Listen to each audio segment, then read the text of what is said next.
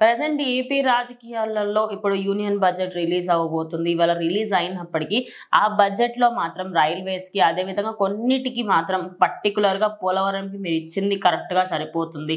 కానీ మిగతా వాటికి అన్నిటికి కూడా మాకు చాలా కష్టంగా ఉంది. మీరు ఇంకొంచెం బడ్జెట్ పొడిగించి ఇస్తే బాగుంటుంది అని పవన్ కళ్యాణ్ ఒక చిన్న రిక్వెస్ట్, స్పెషల్ రిక్వెస్ట్ చేసినట్టుగా తెలుస్తోంది. దానివల్ల ఖచ్చితంగా ఈరోజు వచ్చిన యూనియన్ బడ్జెట్ వల్ల ఏపీకి మంచి రోజులు వస్తాయనుకోవచ్చా?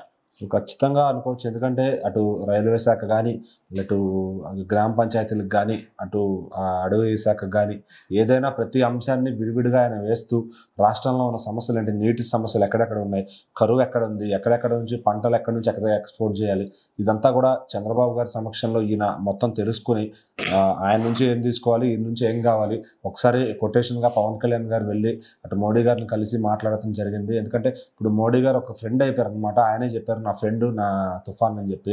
సో ఖచ్చితంగా మరి ఈయన కోసం ఏదో ఒకటి చేద్దామని ఆయనైతే బాగా దురదగా ఉన్నారని చెప్పాలి మోడీ గారు అయితే.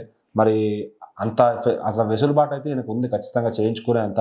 బట్ ఆయన కూడా కొటేషన్ అంతా వేసుకుని ఖచ్చితంగా ఆయన మరి పవన్ కళ్యాణ్ గారు ఏదన్నా అడుగుతున్నారంటే 100కి 100 రూపాయలు పెడుతున్నారంటే దానికి 150 రూపాయలు ఫలితం వచ్చేది అడుగుతారు ఆయన ఖచ్చితంగా. సో మరి అక్కడికి వెళ్ళి ఆయన దేనికి కావాలి కొటేషన్ అంతా కూడా వేయించుకుని బడ్జెట్లో అదంతా వచ్చేటట్టు కూడా ఆయన ప్రయత్నిస్తున్నారు. చాలా అంశాలు కూడా అక్కడ మాట్లాడటం జరిగిందనమాట. సో ఎక్కడ ఈ టెంపుల్స్ని కానీ సనాతన ధర్మాన్ని కానీ ఎలా పరిష్కరించాలి, సో దానికి ఏం చేయాలి, అక్కడ ఎలాంటి జాగ్రత్తలు తీసుకోవాలి, అట్లానే ఈ ఇంకా పోలీస్ వ్యవస్థలో ఏమేమి మార్పులు తీసుకురావాలి, సో అన్నీ కూడా ప్రతిదీ డీటెయిల్గా ఆయన దగ్గర ఉన్న పాయింట్స్ కానీ, అటు చంద్రబాబు గారు ఇచ్చినవి కానీ, ఇటు బీజేపీ పెద్దలు ఏమన్నా ఉంటే వాళ్ళు ఇచ్చినవి కానీ అన్నీ కూడా కొలగలుపుకొని ఒకే మాటగా వెళ్ళి పవన్ కళ్యాణ్ గారు చెప్పడం జరిగింది.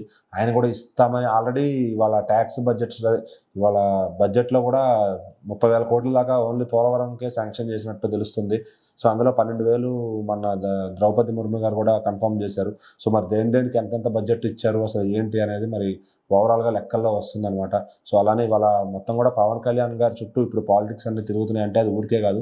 సో ఎందుకంటే ఆయనకు అక్కడ కేంద్రంలో అంత విలువ ఉంది. సో ఆ విలువను ఖచ్చితంగా ఈయన మన రాష్ట్ర ప్రయోజనాల కోసం వాడతారని అందరూ అభిప్రాయపడుతున్నారు. సో మరి పవన్ కళ్యాణ్ గారు అడిగిన వనరులన్నీ మన రాష్ట్రానికి ఇస్తారనే ఏపీ ప్రజలంతా అనుకుంటున్నారు. మరి చూద్దాం ఏం జరుగుతుందని.